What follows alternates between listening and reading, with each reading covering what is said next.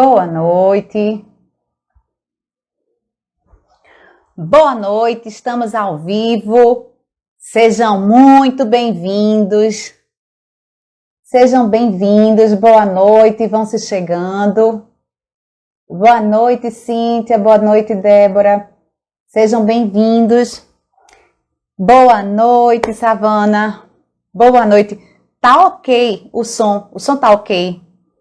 Me dá um retorno aí, a imagem e o som tá ok pra gente começar? Pra eu dar o play. Boa noite, Maíra, boa noite, Xande. Simbora. Vamos lá começar. Tá ok, eu só queria que vocês me dessem um retorno sobre o som. Tá tudo certinho? Boa noite, lindona. Vamos embora. Boa noite, Edline. Tá ok o som, só faz assim qualquer coisa, assim, uma curtidinha aí. Ok, pois vamos embora. Sejam muito bem-vindos, asmáticos e familiares, ao nosso encontro com a Pneumo. Aqui a gente discute um pouquinho sobre como é a vida do asmático e dá dicas de como ele pode conviver melhor com a asma, como é que a família pode conviver melhor com a asma. Boa noite, vão se chegando. Ana Amélia, venha-se embora. Vamos embora para nosso encontro. Estou mega animada. Quem está mega animada aí? Simbora, Raquel, tá tudo ok. Vamos embora. Olha só. Para quem não me conhece, eu sou a doutora Simone Marrocos, ok? Eu sou médica pneumologista, apaixonada pela respiração e obstinada a levar qualidade de vida para os pacientes, né? Para os pacientes com doenças respiratórias. E o episódio de hoje, asmáticos e familiares, sabe o quê? Muito cuidado com as informações que você recebe. Vão se chegando.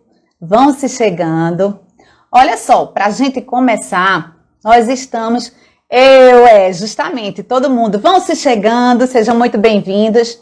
Olha só, para começar, né, nós ainda estamos na Semana da Mulher, né?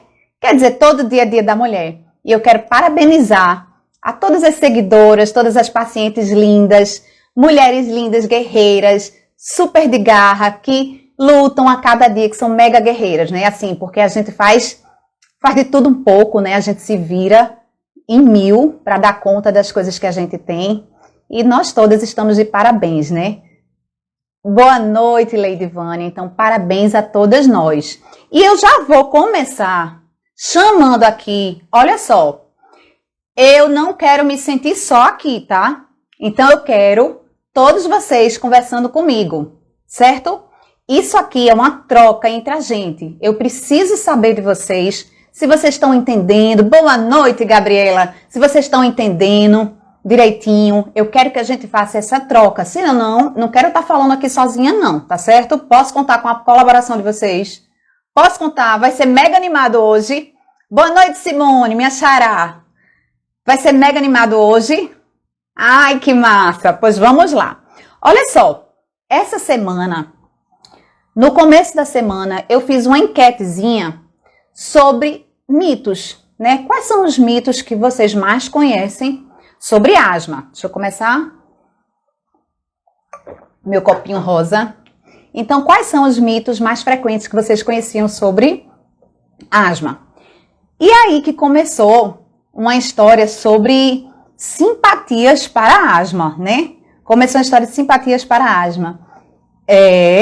Várias, e a gente, olha, tinha dicas mega quentes de como você piorar a asma, né? Foi um show assim. Gente, olha só, eu dividi essas dicas em algumas categorias, né? Os chás, vamos falar dos chás. Tem muita gente que tá aqui, eu tenho certeza que me ajudou nessa enquete. E olha só, os chás. Teve chá de lagartixa. Vão se identificando aí, eu não vou dizer quem foi. Vão se identificando. Teve chá de lagartixa para tratar a asma. Teve chá de plantas desconhecidas, né? Assim, a pessoa tomou chá de plantas que disse que era bom para ela. Teve chá de maconha. Quem mandou aí tá se identificando agora, né? Teve chá de maconha. Teve olha só, minha gente, quem está chegando, cuidado com o que você está ouvindo, certo? Isso aqui foi uma enquete e foram dicas, os mitos que as pessoas ouviram aí para melhorar a asma. Olha, teve uma que foi beber gasolina. Essa foi... Olha, tá aqui uma briga de foice para saber qual é a pior, né? Tem comer ovo estragado. Essa eu achei talvez a mais inocente. Olha só, comer ovo estragado. Ana Amélia, pois é. Se alguém já fez aí, já vá se identificando. E em relação à categoria cheiros, o que é que tem? Chá de coco de cachorro seco? Chá de cocô de cachorro seco? Não acredito. Misericórdia. Pois é, tem muita dica milagrosa para asma aí, né? Se a gente for procurar na internet, tem um monte. Olha outras que me mandaram em relação aos cheiros. Cheirar álcool e tomar AS. Olha só, tem uma que cheirar álcool e tomar AS. Veja só. Tem uma outra que botou assim, essa eu achei a mais cheirosa, veja só.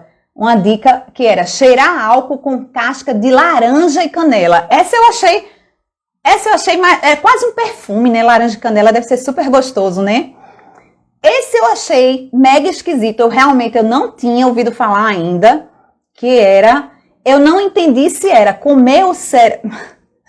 Pois é, não só a sua mãe, Edline, eu tenho certeza que a mãe de várias aí deram tudo. Olha, cérebro do beija-flor. Minha gente, eu fiquei imaginando, sabe o quê?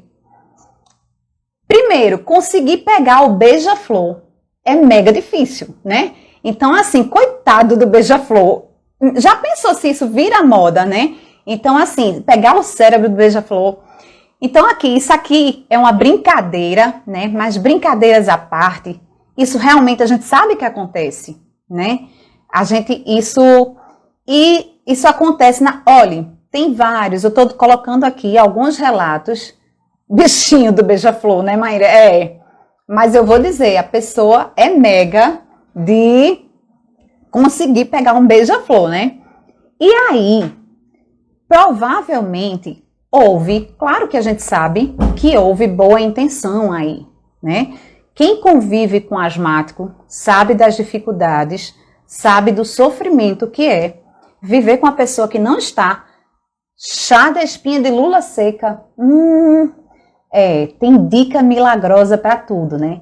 Então, assim, quem convive com asmático sabe o sofrimento que é estar lidando com as crises de asma. Aí você vai dizer, como é que eu sei disso? Eu sei disso. Eu não sei se vocês sabem, mas vou dizer aqui, minha mãe é asmática, né? E assim, eu já disse até isso em outros momentos, não sei até que ponto isso interferiu e influenciou para que eu fosse pneumologista. Oi, Dona Maria Alves, bem-vinda! Olha só, e aí quando criança, eu presenciei várias crises de asma da minha mãe. Então, ela, quando estava aquela falta de ar, e ela desesperada, tentando fixar aquela bendita da máscara da nebulização, e um desespero terrível, e ela chorava, faltava o ar, e ela chorava, e eu ali vi aquilo, e eu só me sentia impotente, né? Então, assim, quem convive com uma pessoa asmática, sabe realmente, exatamente, o desespero é isso mesmo. O desespero leva a fazer qualquer coisa, né? Então, assim, a gente não quer ver uma pessoa que a gente ama sofrer. E é isso que acontece, quem convive com asmático, é muito comum ver isso, né? E aí a pessoa sai em busca de soluções milagrosas, né? Boa noite, bem-vinda, vão se chegando, já vão mandando, olha só, já vão mandando aviãozinho aí, pode chamar o pessoal, chama os amigos, chama a família, vamos conversar. Eu quero que esse seja um encontro super descontraído, a proposta aqui é que seja realmente super descontraído, certo? Pois quando criança, olha só, depois de adulta voltou novamente. O que acontece, Simone, é que às vezes a asma acontece muito isso. A pessoa, quando é criança, tem aquele momento de asma, às vezes dá uma melhorada na adolescência, às vezes a pessoa fica só com uma rinitezinha, dá uma melhorada e depois volta realmente. Ela só ficou dormindo ali, né? E é angustiante mesmo. Então, assim, quem está do lado, quem é mãe de um asmático, quem está do lado convivendo, ela está atrás de qualquer coisa que faça melhorar, né? Então, a pessoa vai buscar soluções milagrosas para fazer com que a pessoa melhore, né? Então, verdade, o desespero é muito grande, né? Então, a pessoa vai atrás de qualquer coisa. Então, aqui a gente está brincando, mas vocês sabem que isso é verdade, né? Vocês sabem vocês presenciaram isso, né? Dona Suzana, muito bem-vinda. Dona Maria Vaz é muito querida. Quer dizer, vocês são muito queridas mesmo. E aí, veja só, o que é que a gente tem para dizer disso aqui? Eu queria que vocês tivessem muito cuidado com as informações, né? Hoje em dia, qualquer pessoa publica qualquer coisa na internet. E existem pessoas que estão bem intencionadas, existem pessoas que estão mal intencionadas, né? Então a gente tem que ter... Não, Edeline, não vai não. A gente tá aqui. A proposta é que esse seja um momento, um Instagram de acolhimento de vocês, asmáticos e familiares, né? Então, isso aqui é justamente, eu quero que... aqui a gente vai conversar, é o nosso momento de conversar, né? Eu até poderia botar um café com a pneumo. Fica com muito medo quando entra em crise, é isso mesmo, Andréa, que acontece, não só você, como quem está do seu lado, fica com muito medo, né? E aí, qualquer pessoa publica qualquer coisa na internet. Então, a gente tem que ter muito cuidado com a fonte dessas informações. Tem que ter muito cuidado com essas receitas milagrosas, né? Então, essas mensagens, é muito engraçado, que tem pessoas próximas minhas, né? Tem a história de, não, mas é confiável. Aí recebe uma mensagem pelo WhatsApp, né? Aí com aquelas receitas que curam tudo, né? Aquelas receitas que curam tudo, e aí recebe pelo WhatsApp. Aí eu digo assim, eu digo para minha mãe, mãe, não confie nessas mensagens, né? Não confie nessas... Não, mas é confiável, olha. Quem mandou foi uma amiga minha. Então, muito cuidado. Então, são repassadas informações de pessoas... Boa noite, Dona Maria Vaz. Boa noite, venha se chegando. Ai, que massa, Lady Vânia. Que bom, que bom. É o nosso momento de conversa mesmo, Lady Vânia. E aí, olha só, a gente realmente, essas mensagens que são passadas pelo WhatsApp, passa de uma pessoa para outra. Uma amiga sua pode passar, mas você tem que ter muito cuidado com aquela informação. Então, assim, várias dessas receitas milagrosas, assim, tem até, eu brinco com aquela história de comer o ovo estragado, talvez até não ocasione, talvez uma diarreazinha, mas tem várias situações ali, várias substâncias ali, que poderiam ter desencadeado, se não desencadearam, crises graves, né? Crises graves. Olha só, justamente. E assim, isso tá cheio de relatos por aí, certo? Por dois motivos, veja só. Tem uma que vou pegar uma daquelas pérolas ali que tinha, né? Cheirar álcool e tomar AS. Olha só, gente, isso é uma bomba, né? Já pensou cheirar o álcool puro, ele é um irritante das vias aéreas. E tomar aspirina, que é o AS, né? Então, assim, tomar aspirina é uma das medicações que pode descontrolar a asma, pode levar a uma crise, né? Então, justamente a gente precisa ter cuidado, que na hora do desespero, a gente vai atrás de qualquer coisa, mas é preciso ter cuidado com as informações, né?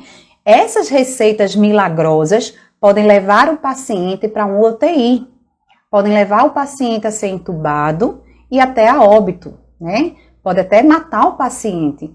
E não foi por falta houve boa intenção, houve a tentativa ali de realizar uma coisa boa, mas é muito perigoso. Então, procure fontes confiáveis por dois motivos. O que é que acontece? Muitas vezes as pessoas fazem esse tipo de tratamento e deixam de fazer o tratamento correto para a asma. Isso é um dos motivos. E o segundo, por exemplo, a pessoa está em crise, eu já vi vários relatos de casos de cheirar cebola, cheirar alho, a pessoa está em crise lá, está em crise precisando tomar medicação e fazendo a outra coisa. Então, assim, a crise de asma, claro, a pessoa tem que tentar acalmar o outro, mas a pessoa precisa ser medicada. Não é brincadeira, certo? Senão a pessoa vai piorar aquele quadro e pode ser fatal, né? Eita, Lady Vânia, como fazer o momento de levar para o hospital? Muito boa essa pergunta, olha só. Então, a primeira coisa, realmente assim, muito cuidado com as fontes, certo? De informação. Então, Lady Vânia perguntou aqui, quando uma pessoa asmática deve ir procurar o hospital? Eu vou dizer aqui 3 situações, mas existem várias, certo? Mas principalmente essas. A primeira, uso da musculatura acessória. O que é isso? É quando eu vou ter que precisar levar alguns conceitos para vocês, certo? Então, tenho que levar alguns conceitos que vocês realmente precisam saber para entender outras coisas. O que é que acontece? Existe a musculatura respiratória. O pulmão, certo? Ele é envolvido por uma caixa de osso. Se vocês não estiverem entendendo, eu quero que vocês me digam aqui, certo? O pulmão ele é envolvido por uma caixa, ele está dentro de uma caixa de osso. E o pulmão ele não é capaz de empurrar essa caixa. Olha, eu queria ver vocês aí, ó. Respira fundo, o que é que acontece, ó? Certo? Então, quem faz esse movimento são os músculos. Então, a gente tem músculos respiratórios para abrir essa caixa torácica, certo? Então, puxa em cima e embaixo e puxa dos lados para abrir essa caixa respiratória, e aí o pulmão, ó, é como se fosse uma bexiga que tá lá vaziazinha, e quando acontece esse momento dos músculos respiratórios, eles abrirem a caixa torácica, esses pulmões eles vão encher, ok? Entenderam isso? Então, uma das situações que o paciente deve procurar o hospital quando está em crise é justamente no uso da musculatura respiratória. Que é quando, olha só, olha aqui, isso aqui. Quando tá isso aqui, olha, quando faz esse buraquinho, o paciente tá respirando, ó. Tá vendo que faz esse buraquinho? Então, isso aqui é mostrando que o paciente tá usando a musculatura acessória. E uma outra coisa, aqui nós temos as costelas. Quando o paciente tá em crise, que tá entre as costelas, fica aparecendo uns buraquinhos, como se fosse umas depressõezinhas, uns buraquinhos. Então, assim, o paciente, isso nos sinaliza que o paciente está fazendo muito esforço para respirar, certo? Então, assim, dos principais motivos para buscar o hospital é justamente esse, quando o paciente está fazendo uso da musculatura respiratória, musculatura acessória. Então, ó, sinal de gravidade, certo? Então, o paciente tiver desse jeito, corre para o hospital, certo? Não é para ficar em casa esperando não piorar a situação. Isso é uma das situações. A segunda situação é justamente a alteração do nível. Aqui, esse primeiro, todo mundo entendeu? Tá tudo ok? Nessa primeira situação. Isso. Ok, eu quero vocês retornando, eu não tô ouvindo vocês. Quero que vocês me retornem. Todo mundo entendeu? Se não entendeu, eu repito. Ok, dá um sinalzinho aí para eu entender. Se tá tudo ok. Ok? Entenderam essa parte? Joia. Vou passando, ok? Aqui, ó, a gente dá a mão. Aqui eu sei que tem pessoas que estão em níveis diferentes de conhecimento e eu quero que a gente faça uma uniformização aí, ok? Joia. A segunda situação, que quando o paciente tiver em crise de asma, que deve procurar o hospital, é quando o paciente está apresentando alteração do nível de consciência. O que é isso? Ó, eu tô aqui normal. Se de repente eu tô muito agitada, agoniada, muito agitada, então isso está mostrando uma alteração do nível de consciência, ok? Ou, de repente, ao invés do paciente estar muito agitado, ele está muito sonolento, certo? Então, isso demonstra uma alteração do nível de consciência. Se o paciente que está em crise de asma tiver nessa situação, corre para o hospital, certo? Nesse caso, deve ser feito o uso da bombinha para levar ao hospital. Olhe, veja só, se você tiver fácil acesso, a pergunta de Maíra é muito boa. Nesse caso, deve ser feito o uso da bombinha para levar para o hospital ou ir direto para o hospital. Se der tempo, faz. Nem que seja na hora do carro, tá levando, vai embora. Se der para fazer, faça. Mas que isso não atrase a sua ida ao hospital, tá certo? Não é a situação de sair, eu não sei onde está a medicação, sair procurando. Não, esse é o momento de sair correndo e levar o paciente para o hospital. Justamente, nervosa, assim, nessa situação, realmente, acho que todo mundo fica nervoso. Justamente essa questão de alteração do nível de consciência, é quando o paciente, isso altera o nível de oxigenação. Então, quando altera isso, o paciente, ele pode ficar agitado demais, né?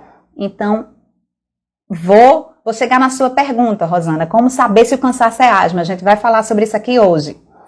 A terceira situação é quando existe uma queda da oxigenação, certo? Quando essa queda da oxigenação tiver menor que 90. Mas nisso aqui, eu quero que vocês prestem muita atenção. O que é que acontece?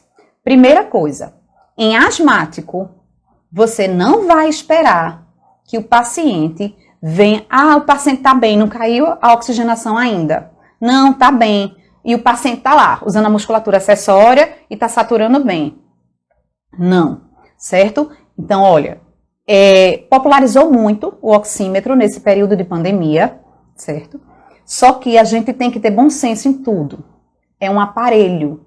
E assim, eu sou apaixonada por clínica porque ela dá uma noção de tudo. A gente não pode se basear num parâmetro, certo? O paciente está lá, sonolento. Não vai esperar que caia a oxigenação. Já tem indicação do paciente ser levado para o hospital, ok? Ser levado ao hospital. Então, não espere. Isso é uma das. Você fez lá, o paciente está oxigenando, caiu a oxigenação, está abaixo de 90, corre. Mas não espere. Isso é um sinal tardio, certo? Isso é uma das últimas coisas a aparecer, ok? Então, assim, primeiro veja outras coisas. Não espere que o oxímetro venha a cair a saturação para levar o paciente ao hospital, ok? Muita dor de cabeça. Isso, pode dar também. Ok, todo mundo, ok. Então, vamos prosseguir, certo? Então, uma outra coisa importante, já que a gente está falando de oxímetro, assim, hoje, olha aqui, todo mundo tem um desse, assim, muitas pessoas têm um desse em casa hoje, porque popularizou muito nesse período de pandemia, certo? Mas, uma coisa que vocês têm que ter cuidado, eu vou dar aqui algumas dicas que você tem que ter cuidado. Então, assim, realmente, quem é asmático, é importante ter, certo? Se puder, tenha. O que é que acontece? Quando você colocar o oxímetro do dedo, você tem que esperar o sinal estabilizar. Então, às vezes, o sinal fica vai e volta. Não. Coloca, deixa a mão estável no canto, não deixa a mão mexendo, deixa a mão estável no canto e espera o sinal estabilizar, ok? Isso é uma das coisas que tem que ter cuidado. Verificar, cuidado, porque na agonia a gente esquece. De repente, a pilha pode estar velha, né? Então, verificar se as pilhas estão novas. Então, isso é muito importante. Atenção, mulheres, olhe, esmaltes escuros podem alterar, certo? Podem alterar a leitura. Então, muito cuidado. Isso aqui é para ser usado de uma forma auxiliar, ok? Mas a gente tem que observar outras coisas. E na dúvida, colocou num dedo, não está dando, coloca em outro dedo para avaliar direitinho, certo? Mas sempre lembrando que asma, para cair a saturação, é bem mais tardio. Então, não espera a saturação. Isso é uma mensagem que eu quero que fique aqui, ok? Não espera a saturação cair para procurar ajuda, certo? Não fique em casa. Sempre tem a tosse na crise ou pode dar falta de ar sem tosse. Olha, Roberta, vê só. Paciente é muito diferente um do outro. Realmente, acaba que medicina não é assim, que nem matemática. 2 mais 2 igual a 4, né? Então, assim, tem paciente que só tem tosse. Tem paciente que tem falta de ar e não tem tosse. Então, isso varia muito. né? Varia muito. Minha gente, até aqui tudo ok. Vamos seguir. Vamos seguindo. Aí alguém perguntou, como é que eu sei que o cansaço... Desculpa, eu não lembro do nome. Alguém perguntou aí, como é que eu sei que o cansaço é asma, né? É justamente assim, a gente tá falando de asma, e como é que eu sei se isso é asma? Então, primeiro, o que é que a gente vai avaliar, né? Nós médicos, o que é que nós vamos avaliar? A história clínica do paciente, né? É super importante fazer uma história bem feita. Tem um professor meu que dizia que, meu preceptor, que eu tenho muito respeito a ele, doutor Fernando, que ele dizia, pulmão é burro, né? Mas assim, o pulmão é lindo, mas o pulmão é burro, porque ele só tem alguns poucos sintomas. E aí nós médicos, principalmente nós pneumologistas, a gente precisa ir atrás. Mais do que qualquer, assim, eu sou realmente suspeita de falar, mas assim, acima de qualquer outra especialidade, a pneumologia, realmente uma investigação. A gente precisa investigar. É um trabalho de detetive mesmo. Então, assim, a gente vai ter que saber da história, né? Joia, foi você, não foi, Rosana? Joia. Então, a gente tem que saber da história clínica do paciente. Quais são os sintomas que ele está sentindo? O que é que ele está sentindo, né? Tosse, falta de ar, muito bem-vindo, doutor Caio. Então, olha só. Tosse, falta de ar, aperto no peito, um chiado. Esses aí que são os principais sintomas. Então, o horário é importante, né? Às vezes, aqueles pacientes asmáticos, eles apresentam a piora do quadro justamente no período da noite para a madrugada, né? Então, assim, existe essa relação. Tem uma relação importante com o tempo que a gente já falou aqui, né? Então, às vezes, o paciente está muito bem, tem períodos que o paciente está muito ruim, né? A asma varia demais no próprio indivíduo, né? Então, assim, realmente a asma alérgica tem que estar atenta mesmo, Andréa. Então, aí, a gente sempre tem que perguntar o que é que pioram os sintomas, né? Sempre que a gente avaliar um paciente, o que é que pioram os sintomas, certo? Isso antes da gente saber se é asma ou não. Então, é o paciente que chegou com aqueles sintomas, então o que é que piora esses sintomas? Então, de repente, é muito comum as pessoas dizerem, olha, eu pioro quando eu tenho um cheiro forte, né, quando tem um cheiro forte, então eu pioro quando eu estou no frio. Então a gente vai observando, vai escutando esses sintomas e vai perguntando ativamente, né? E vai perguntar o que é que melhora esses sintomas. Então alguns pacientes relatam que esses sintomas melhoram quando faz uma nebulização. Então a gente vai colhendo dados que a gente vai juntando para formar hipóteses. O que é uma hipótese? É quando a gente acha, eita, será que é isso? E aí a gente vai testar as nossas hipóteses, né?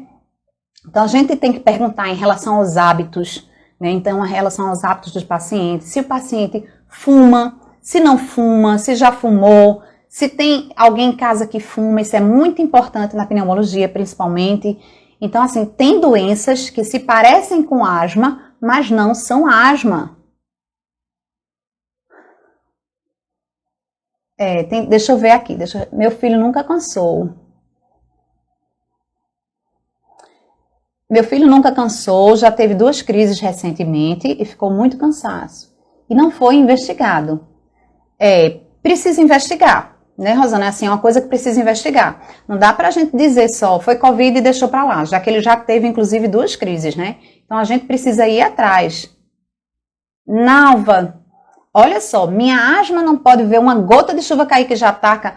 Nalva, então, olha só, não tá bem controlada. Né? Isso precisa a gente controlar. Não pode não, que história é essa? Vem com a chuva, tem que controlar isso aí melhor, certo? E aí a gente pergunta também se tem doenças associadas, tem situações que a gente precisa saber se o paciente tem, se não tem. Tem situações, tem comorbidades, algumas doenças associadas que podem dificultar o controle, né? E tem medicações que... Olha só, em relação às medicações, eu vou dar uma dica aqui para vocês. Independente do médico que vocês forem, é importante levar ou as receitas ou as caixinhas dos remédios, porque às vezes o paciente chega lá no médico e não sabe dizer quais são as doenças que ele tem. E isso, quando ele leva as caixinhas de remédio, as tampinhas, então a gente começa a entender melhor. E isso é super importante. Meu filho de 13 anos tem rinite, ele pode ter asma. Tem uma associação muito grande com rinite e asma, mas não necessariamente, certo? Não necessariamente o seu filho pode ter asma só por conta da rinite, ok? Que engraçado, Karina. Geralmente é o contrário, né? Meu filho só ataca asma no verão. Minha asma ataca todos os dias. Ô, Adriana, não, olha só. Sua asma, você tem que... A gente precisa melhorar isso aí. Então, assim, se ataca todos os dias, é porque não está tendo o controle adequado, ok? Joia. Aí, veja só. Depois de avaliar o paciente, ouvir direitinho a historinha, perguntar algumas coisas, o que é que a gente vai atrás? Do exame físico. O exame físico, ele não vai dar diagnóstico de asma, porém, ele vai nos dar um monte de informações que são importantes e vão nos dando dicas. É feito aquela história do detetive, a gente vai pescando dicas que a gente vai juntando para no final a gente entender melhor. Deixa eu responder aqui, Gorete. Minha filha tem asma e agora está com crise de ansiedade, os sintomas são bem parecidos. Como eu faço para descobrir se é ansiedade ou asma? Gorete, sua pergunta é extremamente importante. Olha só, realmente, a ansiedade pode dar alguns sintomas parecidos com asma. Porém, o que é que eu digo sempre? Antes de você culpar a ansiedade pela situação, é preciso que sejam excluídas algumas causas, algumas doenças, ok? Então, algumas doenças que são tratáveis e que podem ter risco de vida. A ansiedade, ela tem que estar lá, pode estar lá na listinha, mas assim, precisa investigar se ela tem alguma doença de coração, alguma doença de pulmão. Então, ela precisa investigar. Aí, depois que for investigada, bem investigada, aí sim, você pode dizer, não tem nada, é ansiedade, ok? Às vezes, a gente pode até começar o tratamento paralelamente, enquanto está fazendo a investigação. Mas tem que ser investigado, ok? Não dá para dizer que tudo é... De repente, imagine então um asmático, olha só a situação. Um asmático que começa a fazer, de repente, e é muito comum, minha gente, olha, para o paciente, para um asmático chegar para mim, ele roda demais. Então, o paciente vai para o vizinho, veja se não é, viu? O paciente vai para o vizinho, vai para a mãe medica, vai para o clínico, vai para o cardiologista, vai para o psiquiatra, roda. Quando o negócio complicou, aí chega onde, né? Então, assim, muito cuidado. Às vezes, realmente, de repente, pode ir para relata, pode parecer que a ansiedade, de repente, começa a ser tratada a ansiedade. E a asma não está sendo tratada. Eu estou falando aqui por conta da asma, mas eu estou dizendo assim, outras doenças respiratórias podem não estar sendo tratadas. E o que é que acontece? Ele vai piorar, com certeza, né? Então, tem que ter muito cuidado com isso. Antes de dizer que alguma coisa é ansiedade, outras doenças precisam ser excluídas. Então, ó, voltando na história, como é que é feito o diagnóstico de asma? Então, depois que a gente faz tudo isso, então a gente avalia o exame físico do paciente, que o exame vai nos ajudar em muita coisa. Então, a ausculta é extremamente... A ausculta pulmonar, quando a gente coloca o esteto lá, é super importante. Então, o paciente, geralmente, um paciente que está descompensado, ele está cheio, eu brinco que ele está todo, digo, olha, vamos tirar esses gatos daí, né? Tá cheio de sibilo, tá cheio de realmente os pintos e os gatos. Então, assim, tá cheio de informações importantes que são essenciais para a gente juntar e pensar nas hipóteses, ok? Mas como é que... Aí, depois disso tudo, a gente levanta nossas hipóteses, então, pensa no que pode ser, e aí a gente vai confirmar ou excluir. Então, que a gente vai confirmar é através da espirometria, ou prova de função pulmonar. Eu não sei se vocês quem fez aí já, levanta a mãozinha para eu saber quem já fez espirometria aí. Vai botando a mãozinha. Quem já fez espirometria ou prova de função pulmonar? Enquanto eu bebo uma aguinha.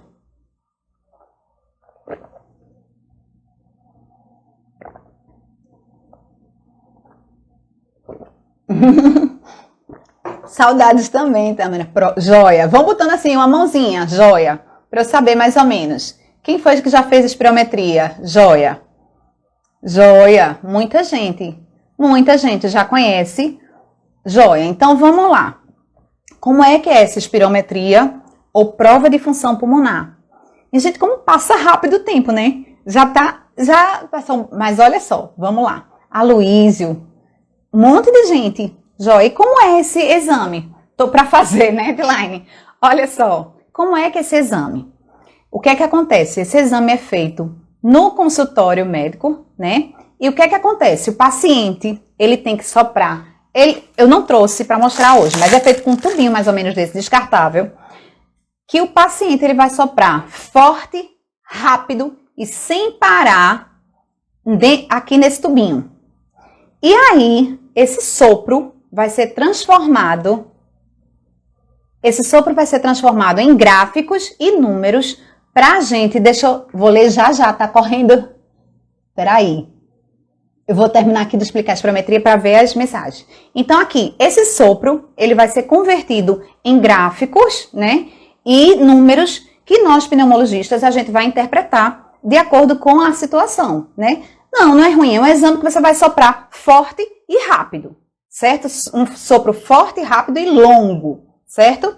E aí, esse exame você faz, a primeira parte é sem medicação, certo?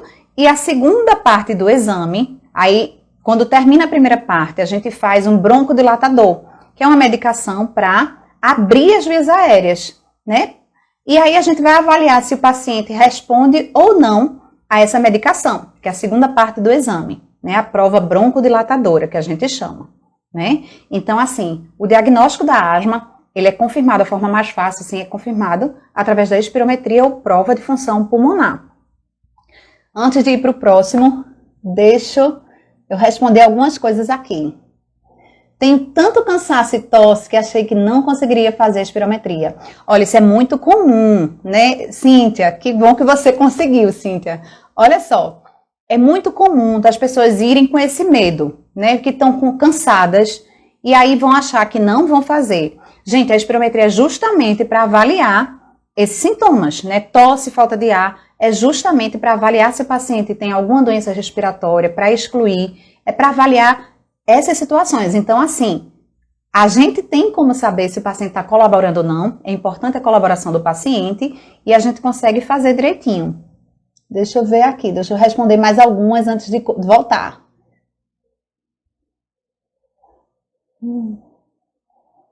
Meu filho, Serjane, meu filho de 6 anos, passou mais de 6 meses com tosse constante, tomou muito remédio e nada. Graças a Deus levei para o pneumologista, está fazendo o tratamento e está bem agora. Que massa! É muito importante essa sua experiência, isso é muito comum em criança, né? Às vezes o paciente ele não é, medicina não é matemática, não é uma ciência exata.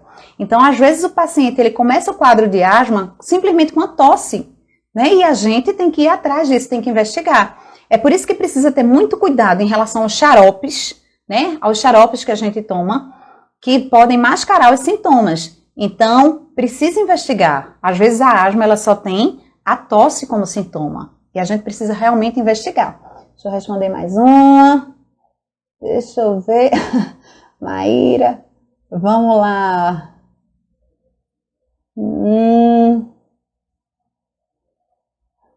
Minha netinha tem 2 anos. Dona Iraci, boa noite, Dona Iraci. Minha netinha tem 2 anos e várias vezes foi para o hospital com crise de rinite, gripes. Daí o médico disse que tem que passar para o pneumologista. Não tem que ficar preocupada não, Dona Iraci. É importante, a investigação é importante, porque o diagnóstico correto é extremamente importante para mudar, sabe? Assim, muda o curso da vida dela. Então, assim, a partir do momento que vai fazer o diagnóstico, vai ser feito o diagnóstico correto, vai ser feito o tratamento correto e vai mudar até a qualidade de vida dela, viu? Então, não é para se preocupar, Dona Iraci, viu? Deixa eu ver aqui mais.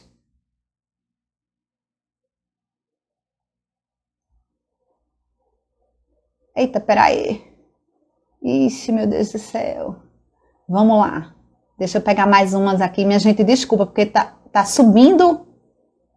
Vamos lá. Deixa eu pegar mais uma pergunta aqui. Uso o Alenia e mesmo assim tô cansada. Então, assim, o que é o Alenia, certo? A Alenia é uma medicação que é muito usada para asma. O pessoal usa muito. Veja só, ela é uma medicação composta de 2 remédios, certo? Que é o formoterol, budesonida. A budesonida, ele é um corticoide inalatório, certo? O que é um corticoide inalatório? Um corticoide inalatório, ele vai ser usado para tratar a inflamação da asma, certo? E ele é a base de qualquer tratamento para asma, certo? Então, às vezes, a gente sempre inicia um corticoide inalatório e pode associar outras medicações, certo? Fora a budesonida, ela tem outra medicação que é o formoterol, que é um broncodilatador, que ele age abrindo as vias aéreas. Mas o que é que acontece? Se você acha que mesmo tomando essa medicação não está melhorando do cansaço, então sua asma não está controlada, isso tem que ser avaliado. Eu vou falar uma coisa aqui, a escadinha. Existe a escadinha da asma, que é o seguinte. Quando a gente fala em controle de asma, tem essa pergunta até fizeram, eu ia responder também, mas lá no final, mas bora então adiantar. Então, assim, tem uma escadinha da asma em relação ao controle. E tem 5 degraus, de maneira grosseira, certo? Assim, de forma bem geral, assim. E tem 5 degraus. À medida que o paciente não está bem controlado, a gente vai associando medicações ou aumentando a dose de medicações e associando outras, juntando outras, certo? E o que é que acontece? Aí a gente vai, nós pneumologistas, a gente vai subindo esses degraus à medida que o paciente não está controlado. Porém, antes de subir esses degraus, várias outras coisas precisam ser avaliadas. Uma delas é o quê? Se o diagnóstico está correto. Isso é super importante. Às vezes o paciente acha que está tratando uma asma e não é asma, é outra coisa. Então, assim, tem que ser revisado, tem que ser revisto, a gente precisa avaliar direitinho, né? Então, a primeira coisa é o diagnóstico, que o diagnóstico está correto? Tá, pronto. Segunda coisa, o paciente, ele está tratando realmente a asma, está tratando todos os dias como deve ser? Não é assim, a gente precisa avaliar. Isso é uma coisa que é muito difícil para a gente avaliar como médico, porque a gente não tem nenhum parâmetro para realmente saber se o paciente está usando realmente, né? Então, todos os dias, está usando de acordo com o que foi prescrito. E a terceira coisa é em relação o paciente ele está fazendo a técnica inalatória correta, porque as medicações inalatórias, o que são isso? Eu trouxe uma aqui de forma geral, só para mostrar, né? As medicações inalatórias, essa daqui, olha, é uma bombinha. Eu sou apaixonada por bombinhas, né? Vão dizer aí que eu sou apaixonada. Por quê? São medicações extremamente práticas, que realmente funcionam. Então, elas agem diretamente no pulmão, né? Como elas agem diretamente no alvo, a gente consegue usar doses muito baixas.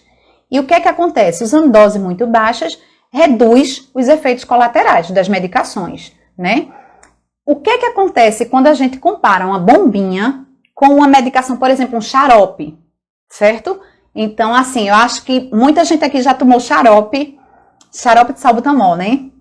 O que é que acontece com o xaropezinho? Esse xarope, a gente coloca, né? Vai ingerir o xarope, ele vai para o estômago, certo? Vai para o intestino, vai ser absorvido, aí vai para o sangue, roda o corpo todinho para poder chegar no pulmão. E o que é que a gente tira dessa história? Que por conta disso, a gente precisa fazer doses muito mais altas do que pela via inalatória, né?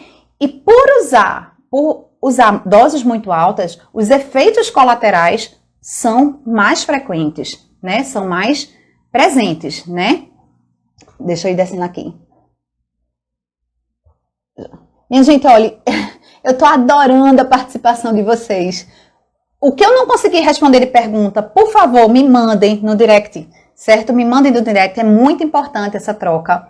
Por quê? Porque aí eu vou produzir conteúdos que vocês querem saber, né? Então, assim, é super importante, é super rica essa troca da gente. Eu vou aqui estar produzindo coisas que vocês querem. Então, é muito importante. Então, assim, realmente não tem como a gente responder tudo, coisa boa, um monte de pergunta, mas eu realmente não tenho condições. Então, manda no direct que eu vou tentar responder, ok? Olha só, meu filho só fica bem com medicamento de prevenção. Faz mal ele usar direito? Não, Silvânia, pode usar direitinho. Qual é o nosso objetivo de tratar o asmático? O objetivo é justamente a gente alcançar o controle e manter o controle com a menor dose possível, certo? Só ter o cuidado que ele precisa ser reavaliado de tempos em tempos. Por quê? Se ele está ótimo, às vezes precisa a gente... Não tem essa escadinha que eu falei, que a gente vai aumentando as medicações? Então, às vezes, a gente precisa descer na escadinha, reduzir as medicações, para que ele fique controlado com a menor dose possível. Porque isso, o que é que vai acontecer?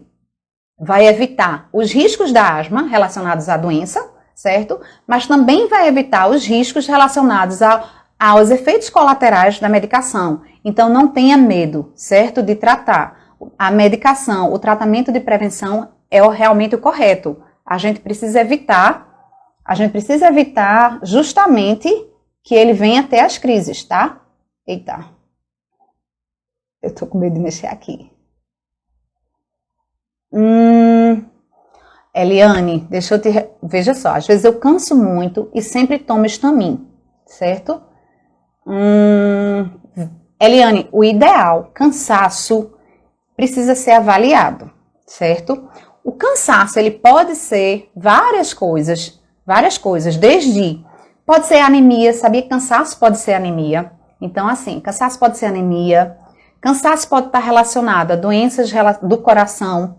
Quando a gente avalia o cansaço, pode estar relacionado com doenças da tireoide e várias doenças respiratórias. Então, assim, não fique tomando medicação assim, sem investigar. A investigação é super importante para você ter uma qualidade de vida totalmente diferente, ok? Deixa eu dizer aqui que hoje, senão não dá tempo da gente, veja só. Aí, vamos voltar para o diagnóstico de asma. Me diga uma coisa. Aí, hoje eu perguntei se o diagnóstico de asma é feito pelo raio-x, né? Então, muita gente se confundiu nessa história, assim, ficou muito dividido, né? Muita gente disse que sim, muita gente disse que não, né? Olha só, o raio-x, ele não dá diagnóstico de asma, certo?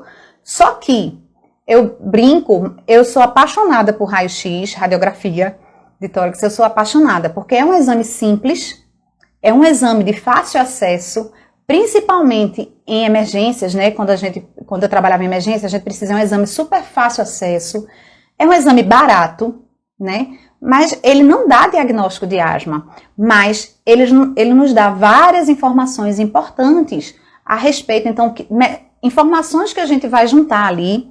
E outra coisa, a gente vai excluir outras doenças, né? Então, assim, a gente precisa avaliar outras doenças. Deixa eu ver se eu consigo. Eu queria mostrar uma figura, mas no meu não aparece.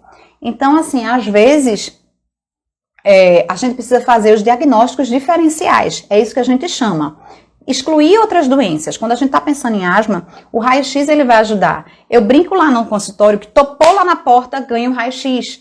Porque, às vezes, pessoas que nunca foram, não é comum ir no pneumologista, né? É uma especialidade que não é realmente comum, assim, de você estar indo com frequência. Então, às vezes, tem pessoas que nunca fizeram raio-x na vida. Então, topou lá no consultório, ganha o raio-x, que é um exame extremamente simples e fácil de fazer, e é um exame barato, mas que vai dar muitas informações importantes. E aí, eu vou contar para vocês a história de um rapaz jovem, que chegou encaminhado, deixa eu beber uma aguinha. Que ele veio para mim encaminhado, muito cansado. Ele veio para mim encaminhado como se fosse uma asma, né? E assim, cuidado com diagnósticos, né? Então, quando você...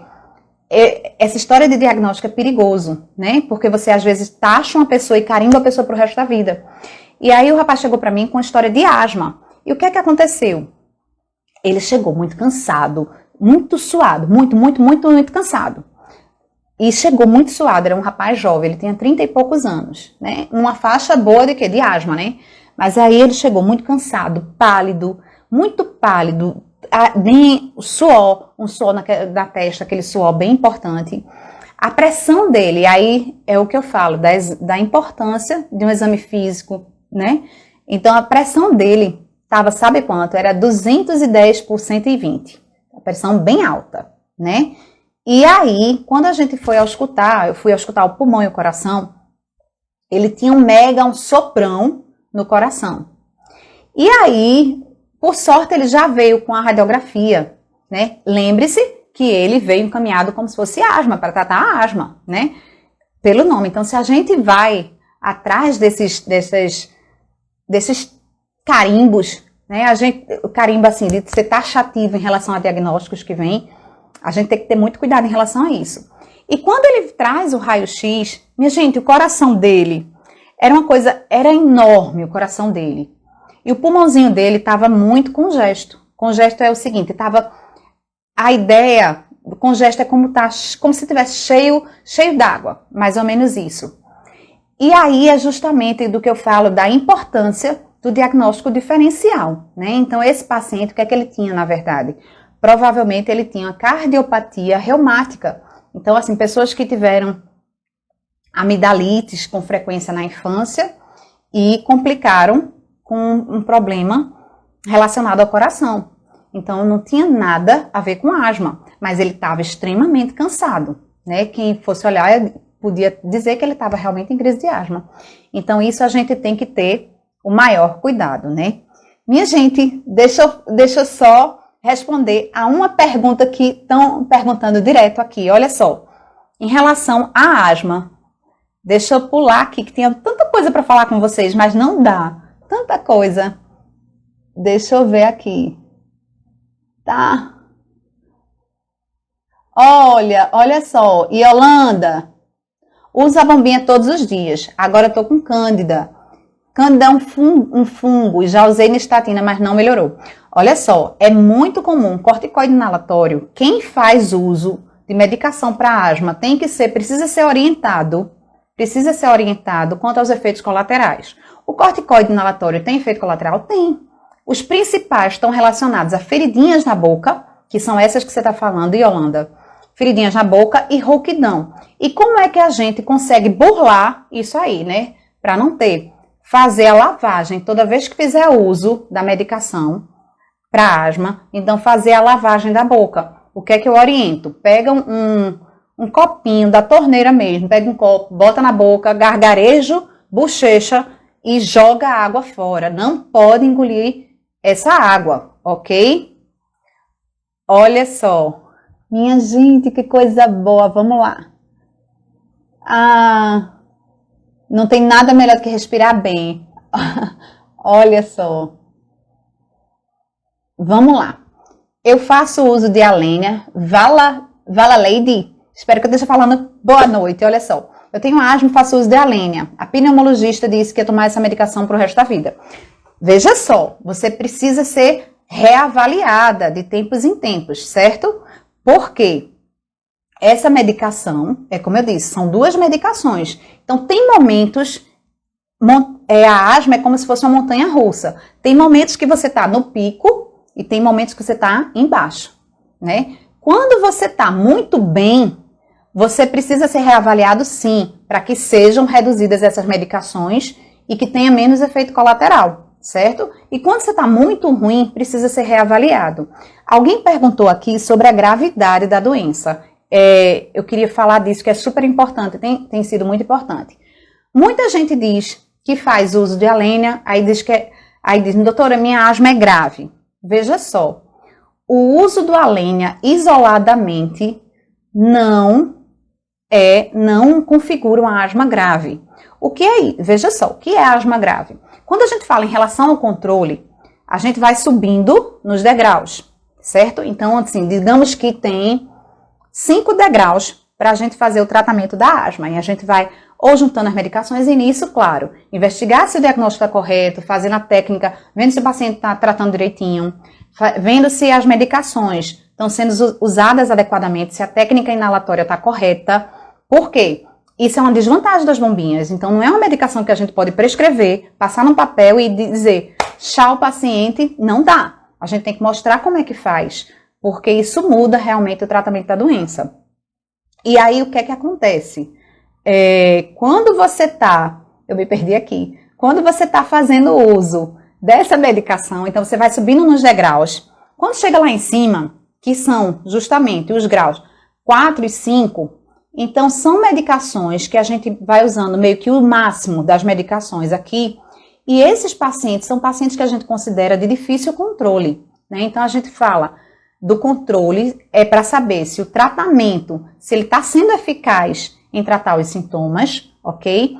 E esses pacientes que a gente usa o máximo de medicações, de uma forma geral, assim, de uma maneira bem, várias medicações que eles estão no topo, assim, de estar usando, e que não estão controlando a doença, apesar de estar usando uma série de medicações, né? Então a gente chama de pacientes, esses são considerados asma grave, ok? Então, assim, é uma minoria realmente da asma, né? É uma outra situação. Então, a asma, usar o aleno isoladamente não configura uma asma grave, ok? Deixa eu ver. Eita, pulou tudo aqui. Não sei o que deu. Peraí. Minha gente. Peraí. Gente, vocês estão entendendo? Vão me dando retorno aí. Estão entendendo direitinho? Olha que coisa boa. Uso minha bombinha todos os dias e já tem 2 anos que tive crise de asma. Olha que coisa boa, né, Yolanda? Que bom. O tratamento correto, ele faz isso. Jalisson, veja só. A bronquite, o termo, qual a diferença de asma e bronquite? A bronquite, ela pode ser, assim, o termo bronquite, ite é inflamação, e bronquite está relacionado à inflamação dos brônquios. Isso acontece não só na asma, como em várias outras doenças, certo? Então pode acontecer a bronquite, por isso que chama bronquite asmática. Mas essa bronquite, por exemplo, existe a bronquite crônica, que é mais comum a gente falar em doenças relacionadas com o cigarro, é uma outra situação, certo? Então, muito cuidado. Por exemplo, olha só. Deixa eu ver aqui. Deixa eu responder mais uma. Por exemplo, o que é que você fala? Por exemplo, asma é uma doença que é parecida, inclusive, com DPOC, que é considerada bronquite crônica, é uma das coisas relacionadas a DPOC, que é uma doença relacionada ao cigarro, certo? Que está relacionada com o uso do cigarro. Não necessariamente, o asmático ele pode fumar, mas não necessariamente vai fumar, certo? Então, DPOC a gente considera pacientes acima de 40 anos, o diagnóstico. Então, pacientes asmáticos são mais jovens, ok? Minha gente, a gente já tá, eu espero que vocês estejam gostando, mas a gente já tá se avançando aqui no tempo. E eu não falei nada, assim, não falei nem metade do que eu queria falar aqui. Mas acho que hoje a gente vai... Deixa eu responder uma pergunta aqui rapidinha. Deixa eu ver se tem alguma. Vão me perguntando. Minha gente, olhem, durante a semana, o que é que eu vou fazer? Eu vou ficar com meu caderninho show, ele não tá aqui agora, mas meu caderninho show, que eu tô anotando as perguntas de vocês para saber o que vocês querem, ok? Para saber o que vocês querem para trazer aqui para vocês, ok? Agora eu preciso saber do que é que vocês querem, tá joia? Deixa eu ver. Deixa eu tirar.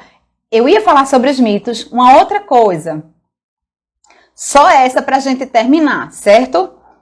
Que é muito frequente, Uma coisa frequente é: as bombinhas viciam? Minha gente, essa pergunta eu tenho que responder por quê? Por mais que eu fale, o que é que acontece? Por mais que a gente fale sobre isso, essa pergunta gera muito medo, muito preconceito em torno do tratamento para asma.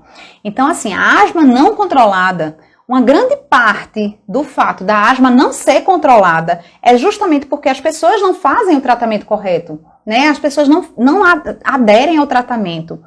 E uma parte dessa não adesão ao tratamento é por conta dos medos e dos mitos que existem em torno das medicações, né? E às vezes a falta de informação impede que o paciente realmente ele venha fazer o tratamento correto. Então, vou responder essa para a gente terminar a nossa noite aqui. Então, olha só. Podem dizer por aí, bombinha não vicia. Mas o que é que acontece? O que é que acontece? Veja só. De repente eu tô aqui, tô cansada, certo? O paciente asmático tá cansado. Aí ele vai lá, faz uso da medicação. Melhora naquela hora. O que é que vai acontecer com o cansaço? Ele vai voltar. Aí o que é que acontece? Ele vai, toma de novo. Aí ele melhora temporariamente, daqui a pouco o cansaço vai voltar. Então essas bombinhas que o pessoal fala muito, é justamente o quê? Não está tratando a asma, está aliviando naquele momento, um alívio temporário. Mas é como a gente sempre diz também em consultório, né? Então, se você tem uma febre, por exemplo, que está sendo causada por uma pneumonia, e você só dá remédio para baixar a febre e não está tratando a pneumonia, aquilo ali vai piorar. Né? A pneumonia vai complicar. Então, é mais ou menos isso que acontece. Então, quem está olhando de fora esse paciente, acha que ele está viciado. Nossa, essa medicação vicia. Então, olha, tem que ter muito cuidado. Então, é importante não pode, Edline. Então, não pode de jeito nenhum. Tem que quebrar o ciclo, né? Esse ciclo. Tô ruim, tomo. Aí daqui a pouco, tô ruim, toma. Então tem que quebrar o ciclo, tem que fazer o tratamento correto, né? Então tem que fazer o tratamento correto para asma, isso é super importante. E antes de isso é para todos nós, né? Então antes de sair julgando por aí que a pessoa está viciada, então é importante procurar entender o que as pessoas têm. E aqui, olha só, nós somos disseminadores de informações, certo? Não só eu tô aqui levando informações para vocês e eu quero que vocês levem informações para várias outras pessoas. Então agora, quem saiu daqui hoje não pode sair por aí dizendo que alguém está viciado, não. Que a bombinha vicia, não. Isso atrapalha o tratamento. Ok. Então orienta a pessoa. Procure um tratamento correto, certo? Ok. Gente, e aí? Foi show? Foi show, energia muito boa, minha gente, muito boa. Muito obrigada pela participação de vocês. Eu tô amando. Continuem mandando as perguntas. Quem gostou, manda coraçãozinho aí. Manda, pra eu ficar feliz. Manda coraçãozinho aí. Manda. Muito obrigada. Muito obrigada pelo carinho. É ótimo estar aqui falando de uma coisa que eu amo. Muito obrigada. Muito obrigada. Uma boa noite. Um excelente fim de semana. Um excelente... Doutor George, um excelente pneumologista aí. Boa noite. Top. Muito obrigada pelo carinho de vocês. E até a próxima semana. Espero vocês aqui no mesmo horário. Quinta, às 8 horas da noite. Chama os asmáticos, chama os familiares, convida um amigo que a gente vai se encontrar, certo? E manda temas, pode mandar temas que a gente vai conversar aqui, ok? A gente vai conversar. Eu não consegui falar metade do que eu queria falar. Um beijo bem grande para todos vocês. Fiquem com Deus. Um excelente fim de semana.